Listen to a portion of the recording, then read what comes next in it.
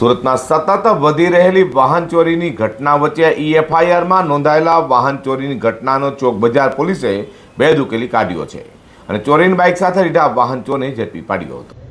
ગત તારીખ 17મી ઓક્ટોબરના રોજ વેડ રોડ કેશોપાર્ક સોસાયટીના ગેટ બહારથી અજાણ્યોએ મોટરસાઇકલની ચોરી કરી ગયાની ફરિયાદ એફઆઈઆરથી ચોક બજાર પોલીસ મથકે નોંધાઈ હતી.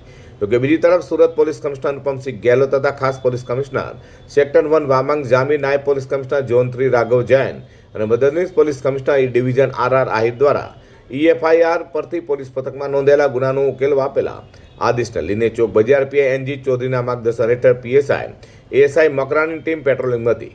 ત્યારે એએસઆઈ મયુરભાઈ, શૈલેષભાઈ અને અનામેડ કોન્સ્ટેબલ ઘનશ્યામભાઈ ગેમાભાઈને મળેલી બાતમીના આધારે ભરીમાતા રોડ કોચવે સર્કલ પાસેથી ચોરેલી બાઇક સાથે રીઢા વાહન ચોરીમાં મૂળ રાજસ્થાનના રાજસમંદર હાલ વેડ રોડ પંડોની સામેના જલારામ સોસાયટીમાં રહેતા ભેરુલાલ બાલુરામ કૃષ્ણાજી કુમાવતને ઝડપી પાડ્યો હતો. તેની ધરપકડ કરી તેઓ પાસેથી ચોરેલા બાઇક કબજે લઈ કાયદેસર કાર્યવાહી કરી છે.